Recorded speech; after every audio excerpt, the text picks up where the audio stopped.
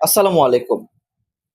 ভারতের রাজনীতিতে বিরাট একটা পরিবর্তন এসেছে এবং এই পরিবর্তনের অংশ হিসেবে সর্বোপরি আমরা দেখলাম ভারতীয় জনতা পার্টি বিজেপি সরকারকে চ্যালেঞ্জ করে নতুন একটা পার্টির উদ্ভব হয়েছে। সেটি হচ্ছে ককরোচ জনতা পার্টি। এবং এই ককরোচ জনতা পার্টি হাসি তামাশার ছলে করেছিল ভারতীয় যে সুপ্রিম কোর্ট, সেই সুপ্রিম কোর্টের এক বিচারপতি যখন জেনজি প্রজন্মকে নিয়ে এক ধরনের কটাক্ষ করে কথা বলে তাদেরকে তেলাপোকার সাথে তুলনা করেছিল। পরবর্তীতে সেই তেলাপোকার নাম অনুযায়ী ককরোচ জনতা পার্টি নামে একটা পার্টি খোলে। সেই পার্টি আজকে সমাবেশ করলো এবং লাখ লাখ মানুষ সেখানে সমবেত হয়েছে এবং টুইটার, ফেসবুক সহ বিভিন্ন অ্যাকাউন্টে তাদের ফলোয়ার সংখ্যা ভারতীয় জনতা পার্টি বিজেপি কে ছাড়িয়ে গেছে। এবং সর্বোপরি আজকের এই সমাবেশে সবচেয়ে গুরুত্বপূর্ণ বিষয় হচ্ছে তারা সেখানে তাদের যে মুখপাত্র তাকে স্বাগত জানিয়েছে ইনকিলাব জিন্দাবাদ স্লোগান দিয়ে। ইনকিলাব জিন্দাবাদ এই স্লোগানটি ব্রিটিশ বিরোধী আন্দোলনের একটা স্লোগান ছিল।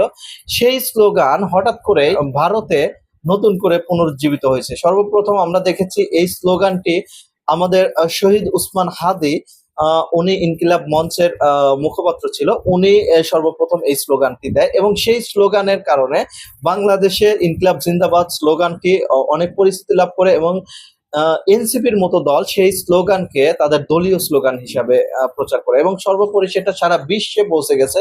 এবং ককরোচ জনতা পার্টির ইনকিলাব জিন্দাবাদ স্লোগানের মাধ্যমে জেনজি প্রজন্মের যে উত্থান আমাদের জুলাই অভ্যুত্থান থেকে, সেই বিষয়টি অনেকটাই পরিষ্কার হয়ে গেছে।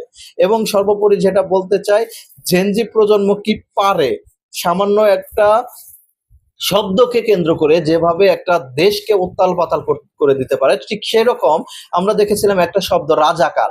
সেই রাজাকার স্লোগানকে কেন্দ্র করে তারা একটা আন্দোলন গড়ে তোলে এবং সেই আন্দোলনের মাধ্যমে 17 বছরের জিন্দাবাদের দৈত্য শেখ হাসিনাকে বাংলাদেশ থেকে পালিয়ে যেতে হয়। এবং তারপর পরে আমরা যেটা দেখলাম শ্রীলঙ্কা, নেপালেও সেই রকম ঘটনা ঘটেছে। এবং এই জেনজি প্রজন্ম এখন ভারতের দিকে হাত বাড়িয়েছে এবং আমরা মনে করি ভারতীয় জনতা পার্টি বা বিজেপি হিন্দুত্ববাদী যে সরকার, তাদেরকে শায়েস্তা করার জন্য এই জেনজি প্রজন্ম আবার নতুন করে জেগে উঠেছে। এবং যার মাধ্যমে ককরোচ জনতা পার্টি যারা মানে আজকে সমাবেশ করেছে এবং সারা ভারত জুড়ে তারা এই সমাবেশের ডাক দিয়েছে এবং আস্তে আস্তে তারা যে এমন ভাবে সংগঠিত হচ্ছে যে অতি সম্প্রতি তারা ভারতীয় জনতা পার্টি বা মোদী সরকারকে ক্ষমতার মসনদ থেকে সরানোর জন্য এইরকম জেনজি প্রজন্মের উত্থান দরকার ছিল।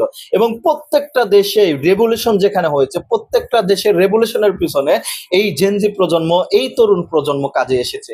এবং সর্বোপরি যেটা বলতে চাই, আমরা আশাবাদী হিন্দুত্ববাদী সরকারের অবসান হবে ভারত থেকে।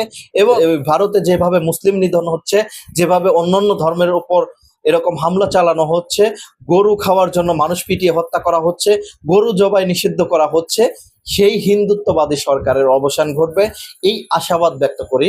এবং আমরা চাই ককরোচ জনতা পার্টির মাধ্যমে যেভাবে শিক্ষার সংস্কার, ভারতের নতুন রাজনীতির সংস্কার করার যে দাবি উঠেছে, সেই দাবি জন দাবিতে পরিণত হবে। সবাই ভালো থাকবেন। আসসালামু আলাইকুম।